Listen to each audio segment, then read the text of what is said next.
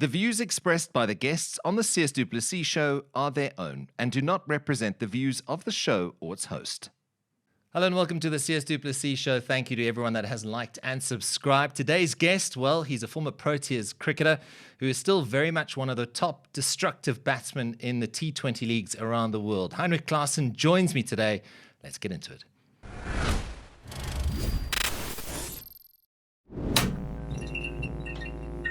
Welcome to the show. Joining me today, Heinrich Klaasen. Heinrich, thanks so much for making time. And I know we've been trying to get this together for a while, but it's good to have you in studio. Thanks for making time. How are things going? Yeah, thank you for having me. Yeah, it's been, cancelled twice. So Postponed. Postponed. Third time lucky. Yeah, it's been good. Nice to have some time off. Been crazy, so I haven't rested really, but it's all good. It's nice to be away from cricket and just be a normal family guy at this moment. Yeah, father and husband and all those things, right? Yeah. Tell me, I mean, this schedule that you guys have at the moment is just wild. And I mean, let's take out the international component. There's T20 cricket 365 at the moment. It's crazy. Yeah, it's too much, and I think that led to my decision of just tapering down a little bit. I think myself, I've been on the road for about 6 years now. And family with me for the last 3 years. So it's been crazy. It's 7 months away from home basically, and it's just too much. It's nice. Yeah. We're very blessed to have all those opportunities and the options to go play around the world and explore a little bit, but you still want to be at home, and with all the countries out there, South Africa is still number one to come back home. Yeah, we'll chat about that because you've seen a lot of different countries, played in different places. But does your bed feel really good each time you get back home, right? You know what I mean? That feeling you finally sit back in the bed. It must be an unbelievable feeling being home. That as well, and I always just go, I want to shower when I get back home. I just want to feel clean, you know. But to be back in your own home and just do whatever you need to do in your own space, that's more important for me. It's and I think with my little one and my wife, I can see the mental switch. They're more happy. They just want to be at home. I suppose when you're on the road and playing around the world, they don't really get as much time with you, right? There's Daddy playing, Heinrich playing cricket, but it's little bits that they get exposed to, right? Because it's games, it's hotels, it's travel, it's training. It's an ongoing cycle. Yeah, it's we made a joke with my little one. She's now turning 3 in December. We ask her where's your house, and she goes like in the hotel, and we start going like, that's actually scary that about, let's call it 55% of her life she's been in hotels. Yeah. Traveling the whole time and flying around. And so it's been a crazy stint for her, but and then we made a joke like we're flying again, and she just cried. And I said, oh, no, man. This is not nice. I don't like this at all. So she just want to be at our house, playing with her own toys. And so, it's been crazy. And I'm been fortunate that they've been on tour with me, every tour that we can do. So that's great. I haven't missed a lot of the little one's life, so which is nice. And a lot of respect for my wife, going into a lot of the places to sit in hotels and you can't really do anything. It's just basically babysitting the whole time and just waiting for me to come home, to sleep again, wake up, same routine, in hotels, travel the whole time. It's tough on them, and so I've got a new love for my wife and for doing that. Is it a space where you can sort of be yourself, if you know what I mean? When you go back into your hotel room back home, you and your wife and the little one, the family. Whereas when you're out in the middle, you're kind of on show to the world, right? And most of these leagues these days are broadcast to millions, if not more than that, where you're under pressure, you're under constant scrutiny, and you can't just sort of cut loose, right? If you know what I mean, you have to almost be on display, on show, almost on this pedestal. And then when you can get home, you can be yourself and just sort of take a breath, because it's a disconnect that's required at times. I think my family is my humble place, to be fair. There's a lot of times where I go out from zero and you want to jump off the roof or hang yourself in the change room, and then you get back into the hotel, the little one just wants to play with you. She's smiling and she gives you a hug, and she thinks you won the game, and so nothing changed in her eyes. And I remember the one innings I played in India against RCB, scored 100. I messaged my wife on the bus. We're going to have a couple of drinks. We need to celebrate. Got back to the hotel, and the little one was screaming and crying and just like blue in the face. So it's a quite humbling place for me, and it takes you away from cricket quite easily and quickly. And I don't think much about cricket when I'm with him, which is nice. I know my wife wants to fish out on a lot of things, but she knows there's a line that, or there's a certain amount of time that we can chat about it, and then it's family time, and you just try to switch off as much as possible, which is for me very important. And then the other thing that they bring to the party is that it's pressure to keep them alive. In cricket, there's no pressure. It's honestly, it's a privilege to play in tough situations. It's not pressure. It's a honor to play in those places and to do what we need to do. But to keep my little one alive, that's different pressure.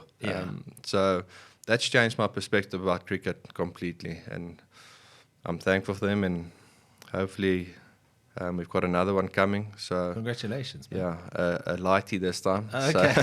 So that's a good spot to be in.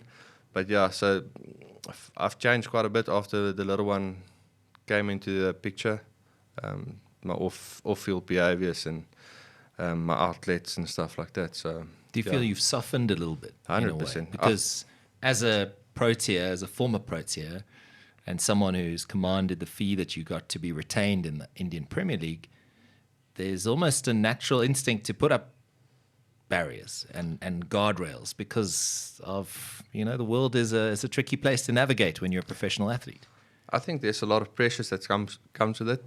And normally we will drink at the bar, do stuff like that, and just to get release, because there's not a lot of other places that you can get that release. And since they've been on tour with me, that become a lot less. There's different outlets that I can use, and so they changed that perspective quite a bit and made me maybe a little bit unpopular in the team environment, because the boys obviously want to go out, go eat dinners, have a couple of beers and stuff like that. And my wife is very good. She will join anyone for dinner, so she doesn't worry too much. But there's a stage where you also just want to be with them or in a smaller group, and that's where we are now in our lives, and very happy. But sometimes it can be the unpopular place to be, but there's more to life than cricket, and that's that aspect changed my life, which is I'm happy, I'm comfortable with that. And the nice thing is that I see is there's a lot of my friends and people that also starts going more into the family side. Yeah. So I think we've made a small change, and which is good, and the people are more chilled about it. But the guys that always loves us, they're still with us, and they've got great relationships with my wife and the little one. So I imagine it's a win-win. You've made friends all over the world. I mean, you've played with some of the biggest names. You are one of the biggest names, especially in white ball cricket globally. I suppose if it's teammates in IPL or in the US or Caribbean, wherever it may be, you have guys you look back at, well, not look back at, but you go, hey, we can have dinner. There's no pressure to go balls to the wall later on. We can have a nice civilized dinner and wake up tomorrow morning feeling like we're good to go, right? 100%. No, you still go out a couple of times, but we call it basically day drinking these days. But yeah, no, I've learned something from one of my mates, Francois Leclerc. He was at the Titans and he got released, and then he said to me he thought he had so many friends in the cricket industry, but there's only 2 guys that actually message him to ask if he's all right. And that's where we separated cricket friends from proper friends. Yeah. And around the world, I'm fortunate enough to make some good friends that I still keep in touch with. And when you see them, you make time for them to have either coffee or dinner, and they're very happy that the family is with you, and you can have drinks, you can do whatever you want to, but they know my family is coming with me, and they love it. I've got to ask you, in a place like India, for example, right? The constant spotlight, there's pressure all the time. When you first got into the IPL, was it sort of difficult to sort of assimilate to that environment and get used to it? I mean, you're quite a reserved guy. I mean, out in the middle, you're a beast. But was it difficult to sort of get into that swing, or were you welcomed in? Is it a tricky environment to navigate, or is it one where kind of it's all about the cricket and having a good time? I think my first year, that was at Rajasthan, I wasn't really a big name or anything. I think my timing was spot on. Quinton got injured. I've done well against India, or played a couple of good innings against them. And then I got a replacement deal, which was nice. But then you had guys like Josh Butler, Stokesy, Archer, Hetmeyer. That was basically the 4 guys that they kept on playing the whole time. So I knew I was never going to get a chance, and I still want to learn about the game itself. But my outlet was then drink after every game. We saw the sun come up about 7-8 times after games. That's what we did, and that was that time. And yeah. It's not like you can go out on the streets in India. Not a chance. There's some places that you can go to, but I've never been out really. But now recently at the Sunrisers, it's basically you stay in your hotel, and last year Vian Mulder was with us, which was nice, and he explores quite a bit. So he went out to go search a couple of spots. In disguise, I imagine. He went out to go look for a couple of places, and then we actually went out quite a bit. And the people, once they realize who you are, and they actually make a lot of effort to keep people away or just to make you feel comfortable, which is nice. So there's a lot of places that you can actually go to, but I don't think nightclubs and stuff will work really. That's going to be tough. Stuff. You're still enjoying playing in India, and the IPL, the buzz around it is insane. I mean, I know KG Rabada was on the show, and he said it is so loud that you can't quite explain how loud it is when you walk out there. You can't explain it. I know there's a lot of cricket fans in the world, and if you're really a cricket fan, you need to go watch an IPL game. It's difficult to explain. If you see one guy walk out, you can just know exactly what it is. If Dhoni walks out, it's almost you have to put your fingers in your ear to go like, this is so loud. You can't hear yourself think. It's unbelievable. And when people walk out for warm-ups and stuff, they just go crazy. Yeah. And it's proper loud. And everywhere. Everywhere you go, in the hotels, everywhere you are. If you're a superstar in that aspect, you can't really move. You're a superstar now, though, my man. Let's be honest. I mean, every cricket fan in India knows who you are. And every time you walk out to bat in an IPL game or whatever it is, there's an expectation that Klaasen is going to clean up. So I imagine from that point of view, it's loud even when you walk out there. I've had a couple of games which is goosebumps when you go out there, or when you start pulling the trigger, it comes off. Yeah. And the crowd goes crazy and they shout your name. It's a good feeling. It's a feeling that you keep on chasing in the IPL, which is nice. But it comes with a lot of pressure to perform every game, which is not always possible. Yeah. But we learn how to deal with it. Take me to the moment you walk out, right? We're playing for Sunrisers. It's buzzing. Obviously, I know that each situation is different, but do you have an idea of what you're going to do when you're walking out and take guard, for example, check the field? I know scoreboard obviously determines a lot, but do you have sort of a base where you work from and build, or how do you approach your innings? Yeah, we've got 2 exciting openers with Travis Sheck. So that's normally my just relaxation to see what is possible and what is not possible, because they normally just pull the trigger from ball 1. And then you can almost gauge of what is really possible. If they keep pumping it, you can go from ball 1 or close to ball 1 as you like. But I normally give myself 10 balls. Got a small formula that you want to be around about 15, 16, or at least 2 hits away from a 200 strike rate. Or when you're under pressure, it's just 1 hit away from being at 140, 150. So got a small game plan, but it doesn't always work like that. But that normally keeps me calm in a situation when you're a little bit under pressure. Yeah. I find it sometimes hard when those 2 fire and they're going at 16 and over, and then you walk in at 3 and then you go like, I'm struggling, Give me 10 balls. I'm 6 or 4, and I feel the pressure. But I've got a small blueprint that I work from. It just helps me to stay calm. And if you get off to a flyer, you forget about it and you just keep on going. I know they say cricket is a field game. Is that same for you? Like when you hit one and it's in the middle and it's a boundary, like, okay, I'm in the mix. Yes, and for me, it's my technique changes every day. Yeah. Like I said, just to get that feel, get that rhythm. Sometimes you stand the way you train and it just doesn't feel nice. It's to a different bowler, you change it again. So it's 100% a feel thing. And there's a game in Kolkata 2 seasons ago. We were in deep trouble. I think we needed like 19 of 6 overs or something like that. And I felt my first 5 balls, I don't know how to bat. I don't know how to grip it. I changed my grip twice. I changed my stance about 3-4 times. And then in my eyes, it felt like 15 balls. Yeah. But I've hit one for 6. I think if I look back at the innings, it was ball 7. But it felt like 15 balls. Yeah. We lost 3 wickets in between. Hit one for 6, wasn't too happy about it. Hit another one for 6, missed hit it. And then there was a third one I've hit for 6. And then I go like, okay, you settled now. Yeah. Starkey was rushing me from the one end. But I've hit that one. I felt, okay, everything clicked now. And then we actually got close. I think we lost by 2 runs or something like that. So it's just about that feel. And the moment you can get that rhythm as quick as possible, it's normally easier. Those wickets in India, obviously they're definitely batter friendly.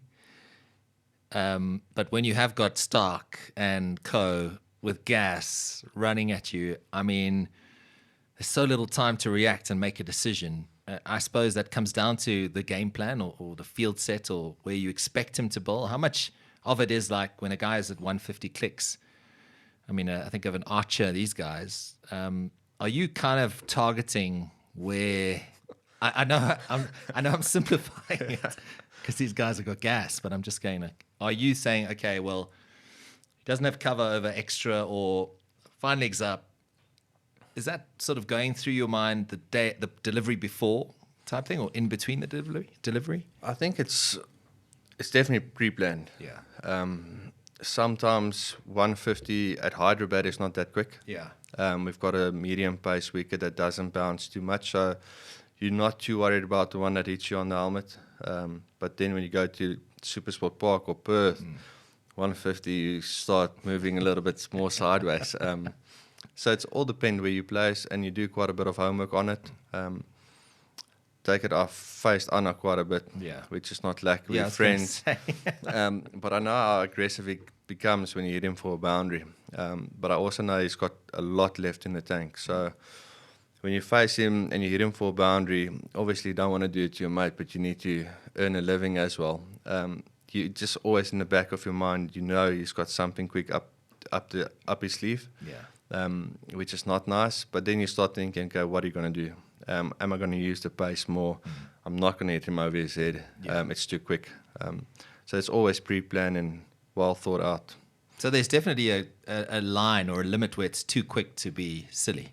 Yes, definitely. Like, sometimes you just duck. Luckily, well, IPL has 2 bumpers in an over.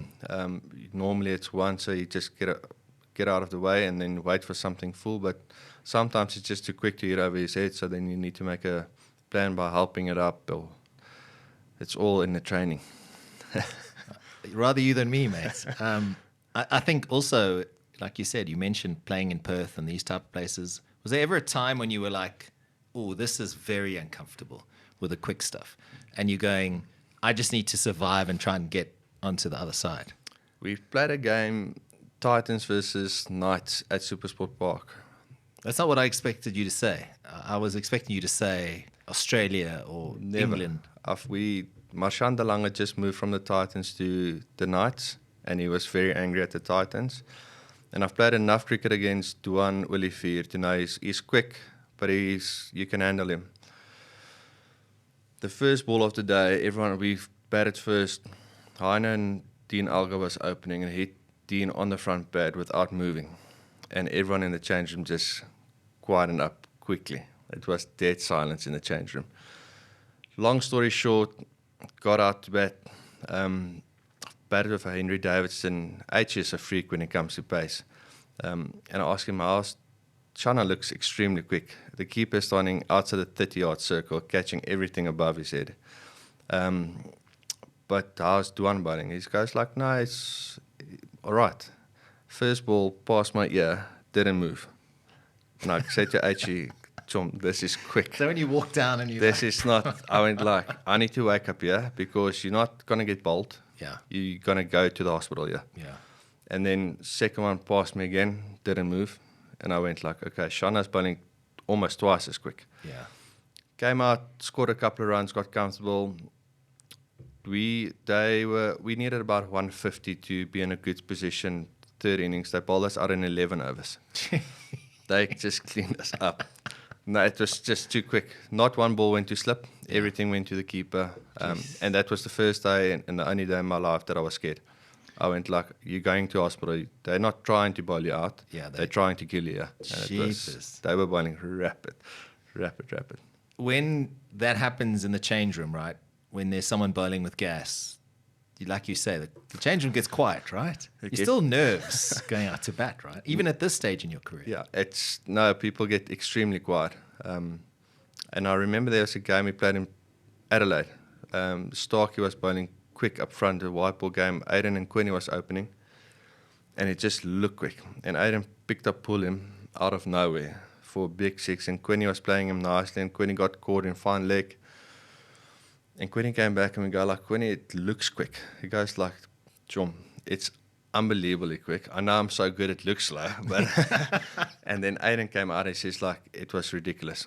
He just premeditated everything. Really? It was, so there's nice that you go like, okay, there's not a lot of time to react. You need to pre-plan something to make things happen. When you walk out to bat, obviously, say normally 3 or whatever it is, you're walking out and you have a look for marks in the pitch or something. You just get a bit of a read, but it's also an opportunity to just go, listen, how's it going here, right? I mean, there's a short little interaction, but or the batter, your batsman meets you somewhere along the way as you walk in, right? Yeah, normally we just ask how's the wicket playing. Yeah. Is there anything that you have to really be aware of? Is there swing in the nip around on the wicket? And then sometimes when you're in trouble, you just laugh at each other and say like, let's enjoy. Let's try to find a way to. Also depends who you bat with. Yeah. I know like a Fudgy, he was giving you all the information in the world, every ball, and sometimes you love it. Yeah. And then I know the semi-final against Australia and Kolkata, we were in big trouble with the bat. And Davey walked out and I was in the middle and I said to him, Chom, we're in proper shit, yeah. But let's just enjoy it. It's still a privilege and let's see what we can do to get ourselves out of here. And then after the second over, we go like, okay, we're feeling comfortable, we can score now. And as it gone on, it just became a lot easier and the chats become a lot less focused on the game and just talking rubbish in the crease. I suppose that's a good place to be when you're talking rubbish in the crease and not saying this guy's gas and he's going to hurt us. Do you have someone you really enjoy batting with? I mean, there must be 1 or 2 guys that when you go out to bat, I mean, you mentioned the 2 very talented openers with your team in the IPL, but is there someone in your career that you really like? Every time you walked out, you're like, yeah, he's got my back or whatever that may be. I think 2 guys, in particular, David Miller. We've got a fantastic record. I think we averaged like 60 together or something like that.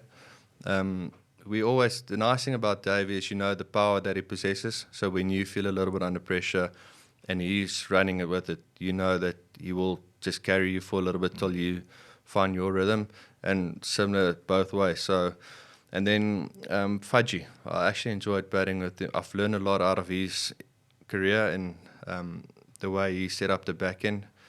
And sometimes you just know your partner so well that well, if he hits it there, it's a single, or that's his 2, or things like that. So those are 2 guys that I really enjoyed batting with because they will run your first couple quickly because they know you need to have a good start, and they look to get you off strike, and then they know your technique. So when you feel like you're a little bit off, they can always help you out.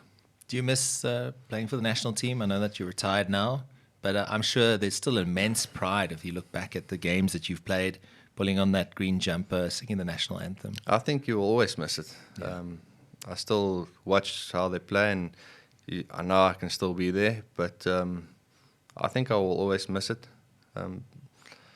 But the decision I've made overrides it, in the sense of I'm happy with the decision I've made for me and my family and the way forward that I want to go with my career. But I will always miss it. But it's, yeah. Yeah, I mean, I look at 4 test matches, 60 ODIs, 58 T20 international games for South Africa. I mean, had you been that kid fresh out of school and went, Heinrich, you're going to play this amount of games for South Africa, you would have taken that tomorrow, right? 100%. I think my biggest regret is not to play or try to play more test cricket.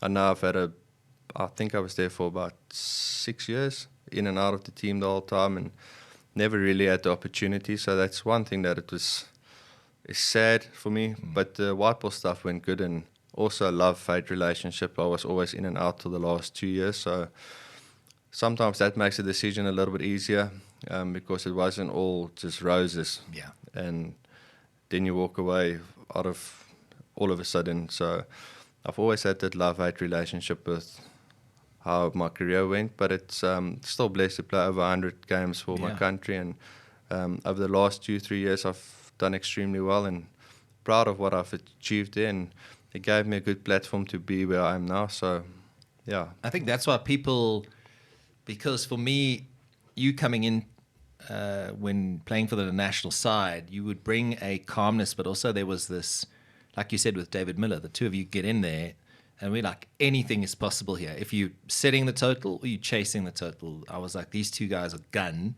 and anything can happen here.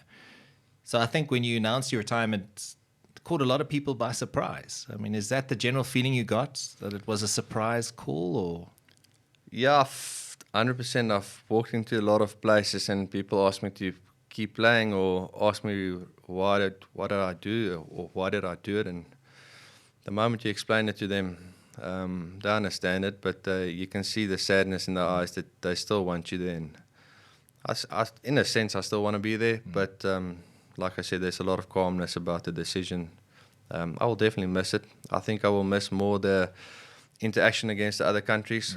Love playing against India, Australia, England, those type of countries, and made good mates in those countries. So it's always nice to see if you can boss them on the field, or so that I will miss that challenge. But luckily, all around the world now, you see them still, and we're fortunate to do that still. At Betway, we don't just reward you for playing, we reward you for staying. Introducing Betway Rewards. Earn points on every bet you place. It's that simple. You can also convert your points to cash whenever you like.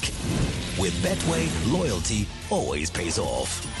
Join the action today and start earning points. I'll put you on the spot here.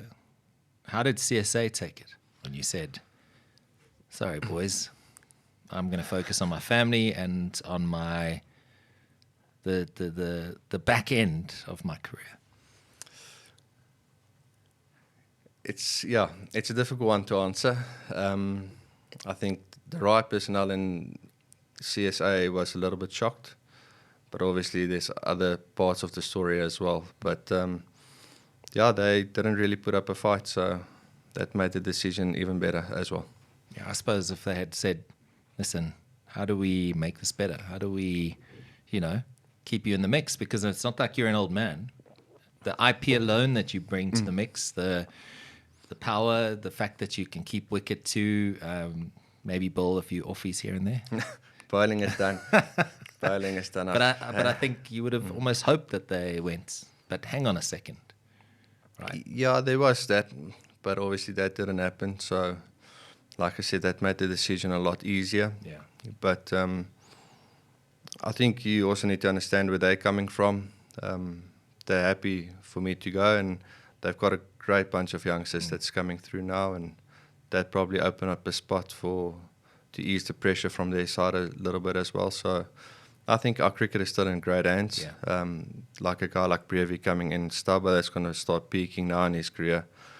People need to also understand that you only peak when you're 27 to 32. Yeah. That's when you play or understand your game probably the best. And I reckon the older you get, the better you will become. So if you keep an eye on Ricky, Stabo, Brevi, if they're playing the cricket that they're playing now, I'm really looking forward to putting on the TV in 4 or 5 years' time now to see what they're really doing. No white ball cricket for you still in 5 years' time? Or how long do you want to still play for? I reckon about 4 years Okay. before the next decision will be made. All right. See where my family is at then and what we really need to do as a family.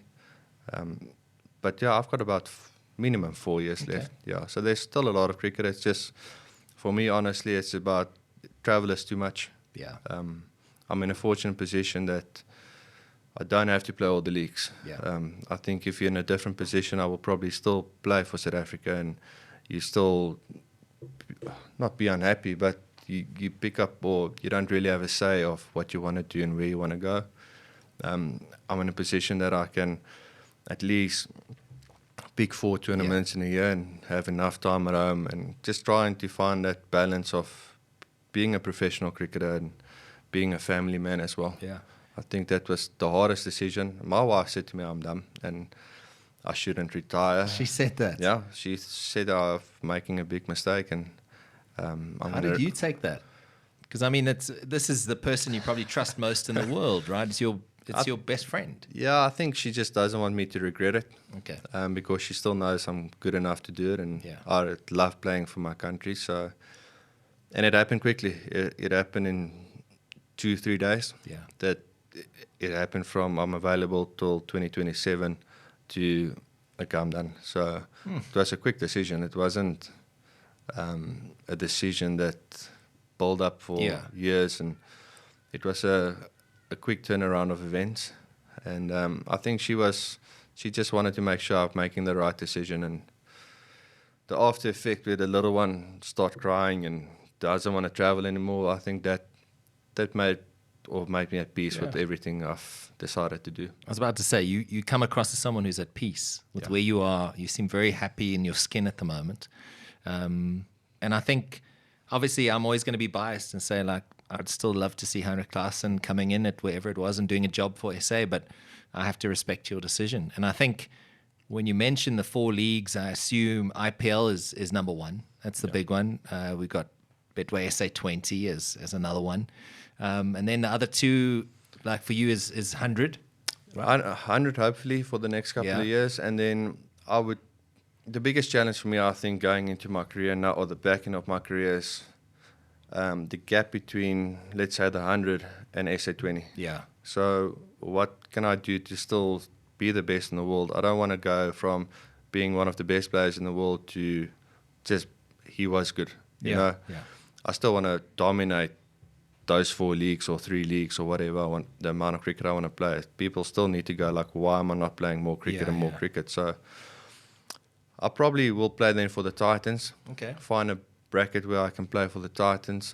They've been a franchise, well, my whole career. So I think straight out of school, right? 3 years after school. Yeah, 3 years after school. But they were there for me when I was hitting rock bottom. Helped me financially with a couple of operations and stuff like that. So I've got a lot of love. I probably will play my last cricket game for them and at Supersport Park. So that's a place that I will always try to give back to. And so I will probably play 3 leagues plus a competition for them just to make sure that and I won't use it as warm-ups. It will be you still want to win trophies for them. Yeah. So, but I need to play some sort of cricket this year. Luckily, it's fortunate enough that Betway SA 20 is a little bit earlier. Yeah. But from next year again, it's middle Jan. So that will be a big break from August to then to hit that intensity straight up. So I think there's a few bowlers now have pulled hamstrings when they heard you coming to play for the Titans. So I think, it's interesting you say that. I think everyone looks at professional cricketers and goes, oh, what a dream life. And yes, it's a privilege to play and earn dollars and be able to be paid to do something you love. But you mentioned there were dark times too. I mean, injuries, having to go through operations. I mean, that's not an easy place to be.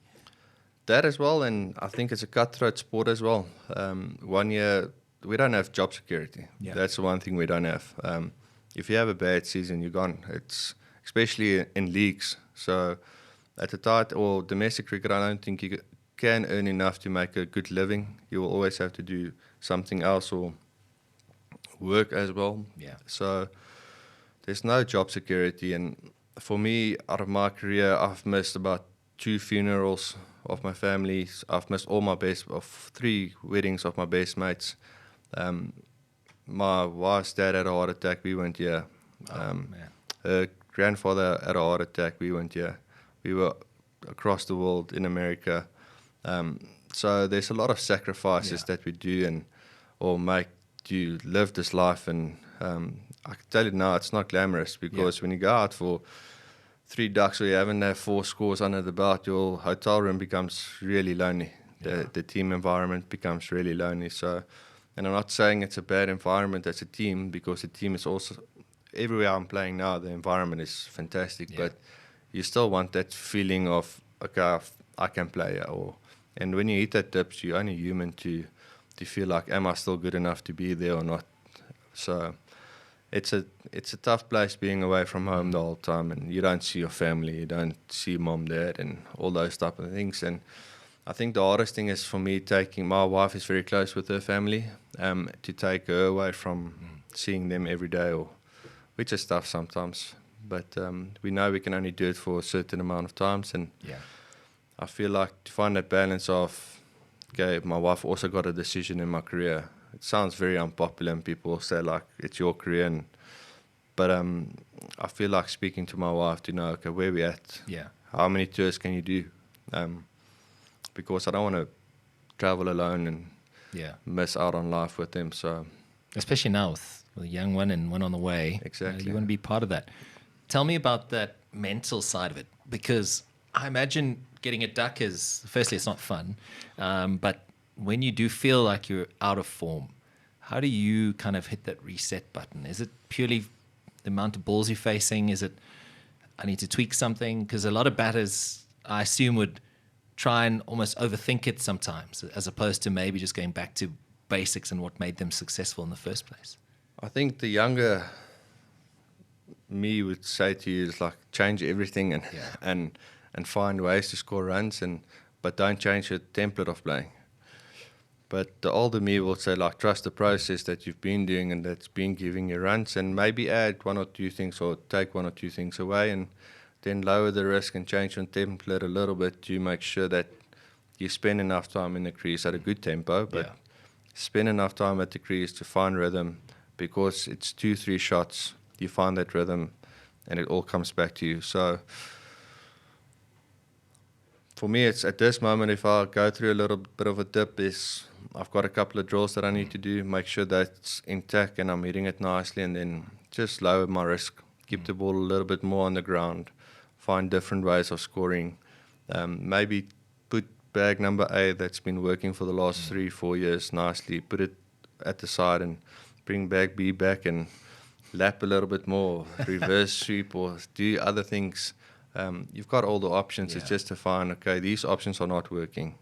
Let's just try to find some rhythm in the crease, and once you've opened your eyes again, the rhythm is back and you can bring back whatever you need to bring back. Do you don't play with weights, do you, with your bat weights at all? I mean, do you kind of stick with one, or is it dependent on where you're playing in the world that you need something a little bit lighter or a little bit heavier? Normally you will, I'm fortunate enough that I'm with a brand that they can fix everything for you. So I was at a stage in my career now over the last 3 years that I have on a little bit of a heavier side, because majority of the time the bump you just leave it alone and wait till you're at 50, 60 and then you're in and then you pick it up a little bit more. But last season I've had a shoulder tear, then I can feel like, okay, there's a big, I can't swing the bat as quickly as I want to, so I'm going back to lighter bats now. Okay. I think I'm getting older as well. So, well, I mean, the wear and tear alone, we were speaking about it. Yeah. It's keeping wickets, it's batting for long times. It all takes shots. Your body takes shots. Yeah, so we're playing around with us. Albie actually came to me and said, like, do we play really around with your weights of the bats? So we're investigating that and go back to lighter bats to get a little bit more hand speed and just the right things to do. And then SA, especially in South Africa, you need some light bats to get that hand speed. In India, sometimes you do need a heavier bat that hits a little bit lower on the bat. Do you have that extra weight to get it out? So play around with it. I've got a couple of heavy ones still in the bathroom. So heavy duty guy. yeah. I've got to ask you. You mentioned Albie and what an incredible servant he's been to the game and how much he's giving back now as a coach. Would you like to see more sort of former players getting involved, especially the guys that have because there's guys who can coach and there's guys who can't. And I think cricketers will admit that they either want to coach and they want to give back, or they're quite happy saying, "Cool, that chapter's done." I think there's more cricketers than what people realize that's willing to give back, or at least working with someone that doesn't know about it. And the knowledge they possess is unbelievable. We're fortunate enough to have Albie with us. You see the Lions, they've got a powerhouse coaching staff there. So there's a lot of cricketers. I think Cricket South Africa start getting it right, of getting more ex-players involved. I think as a coach, learning out of a handbook and not necessarily play the game or coach at least at the highest level without, you can see there's some guys that just, you believe them till the end. Yeah. And I remember when Bouchy came in to coach the Titans, you believe everything he said. Yeah. Because he played 147 tests for South Africa, played for 20 years. So he's been through everything. Yeah. Everything that you can think of, he's probably been through or seen it with the best of the best. So whatever came out of his mouth, everyone's just like... It's gospel. It's exactly. So it's nice to have that ex-players, because sometimes I feel like they can relate to your problems and how you feel, and sometimes they just call you on the nonsense. I know you think you feel like the way, but you're better than that, or you can do this better. Yeah. Where some of the coaches out of the handbook, they don't pick up those small things that you've been through or those type of things. So hopefully there's more involvement of ex-cricketers, but I know for a fact that there's a lot of ex-cricketers that's involved behind the scenes. Is coaching something you would look at some point? I mean, I know it's still early doors, but it must be somewhere in the back of your mind after cricket what you're going to do. If we can take the travels out, I would like to do some consultancy work. Okay. I don't think I will ever be a head coach, or I love the batting side of it, especially now when I throw it to some of the guys and we find something that works for them. It's actually very nice, and I can spend a lot of time in that role. But for me, it's all about travel. Try to cut away from being away from home in Pretoria, or the family always travels with, so it's not not going away from them. It's just you want to be in your own bed, in your own house, sit on your couch and braai when you want to braai, or just do what you want to do. Braai is important. That's very important. When I look at, you mentioned Brevis, Stubbs, the Andre Pretorius, Quinn Mapaka, there's some proper youngsters coming through the mix now, and I think if I look at the way these guys are playing, they're incredibly mature for guys who are still very young in their careers. I know Tristan Stubbs has obviously played a little bit longer now, but he's still not. He's not a seasoned campaigner. With all due respect in the world, he's not played 100 tests or anything like that. But what makes them so exciting for you as someone who's seen them up close? You probably play with them in the SA20 a lot of the time, or against them. Titans, you've exposed to two of the most exciting talents that we have at the moment. I think the fearlessness that these youngsters comes with these days, they want to play for South Africa when they're 19. Back when I got out of school, it's like, I just want to play for Northerns. If I can get there, I'm happy, But they also take the game on. Doesn't matter who's there or who's bowling at them. They're ready from ball one. I think the biggest thing, or the biggest challenge for them is who's their mentors in the team environment. Obviously, they've got their own experts outside of cricket, or outside of the group. But those guys that's there for 5-6 years, or even 10, 12 years, those guys, they really need to look into them and how their career has been planned out and how it works, and just try to feed off them. And the mentors obviously need to look after them when they go out of hand. You got to pull them back very quickly. And as long as you have the right people that looks after you and to call you on the nonsense you causes, or and when you do well, to give them enough love, but not to spoon feed them. And if they keep looking after those spaces, our cricket will be in fantastic hands. And knowing that there's a lot of our great players that, like we forgot about Marco Jansen. He's still, I think, 25, I think. Geez. So He's also the Titans. yes, he moved there this season. So there's a lot of guys that played enough cricket that knows what requires to be on top of the world. Yeah. And they can give all that experience and mentor those young guys to go like, okay, hold on, you get too big for your shoes now. Just pipe down a little bit and humble yourself a little bit, or now you need to run with it. Just make sure that you do the right thing. So cricket in our country will be in a good space. You've, as someone who's played over 100 times for SA and, I mean, hundreds of other first-class games, you can see when someone's got something, right? Within one or two shots, or the way they deliver the ball, or a keeper potentially takes a catch right, you can see straight away there's something there. What is that? Is it that X factor? I mean, is it something you pick up? Is it the way they hit the ball, or, you know, because you can tell straight away that there's something there. I think it's easier from a batting point of view.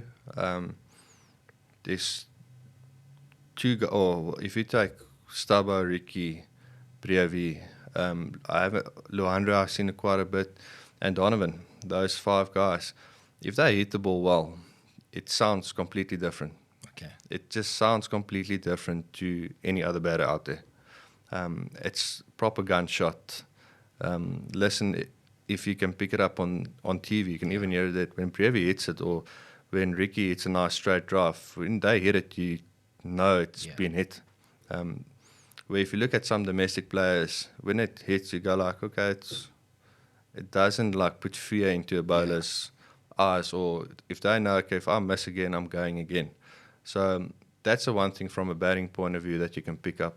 When a youngster hits the ball and it just sounds completely different, you know he's got something special. And then some innings is like SA or the Betway SA20 exposed that quite a bit. That if you take Delano Potgieter as another great example, that there's some innings as he played, it might be a 20 off 9 balls, but that's proper X factor. People don't see guys 20 off 9, but that's sometimes the winning moment, not the guy that got 70 or 45 balls. So there's a lot of X factor in our country, and I think the Betway SA20 exposes that quite big, and that's, you can see around the world there's more South Africans that's been playing around the world, which is...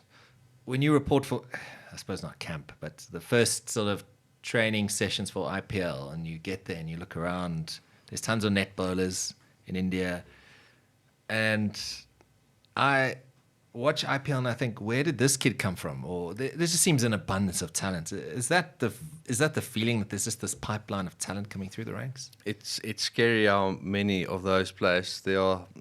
I remember first year IPL, myself, Darcy Short had a great hit in the nets, and then his leggy came up and he cleaned us up and we couldn't play him. He didn't play the first game, so I went up to him and said, like, why are you not playing? He says, like, he's the 3rd string keeper. So he's not he's not playing. He's not even there to bowl. He's just mucking around in the nets and having fun. And we couldn't pick him. We couldn't play him. And then last year at the IPL as well, one of our net bowlers, a very tiny left-arm leg spin bowler, he just bowled in the net size, and he wanted to bowl to me the whole time, and I faced enough left-arm leggies in my life, but I just couldn't hit him. Every time I've hit one, and then the next one he just tosses up slower or he goes wide, and at the stage I just wanted to come bowl to me, I need to hit you, and I just struggled the whole time. And nice to see that he's actually doing very well in his domestic comp, and I think he will go for some bucks in the next auction, but there's too many guys, and all the net bowlers just want to get you out. So they bring their A game. They know that it's trials for them as well. If they do well, they can get picked up or drafted straight away. So I remember we've had one of our net bowlers got drafted for the IPL halfway through the comp, so as a replacement. So they know it's their whole life. They know that if there's an opportunity for them and they travel miles and miles to just come bowl to you in the nets. It's not like they're staying in Joburg and come bowl in Pretoria. They'd get a bus or train from Cape Town to Pretoria to bowl for 3 hours and get back. So they know that's their life.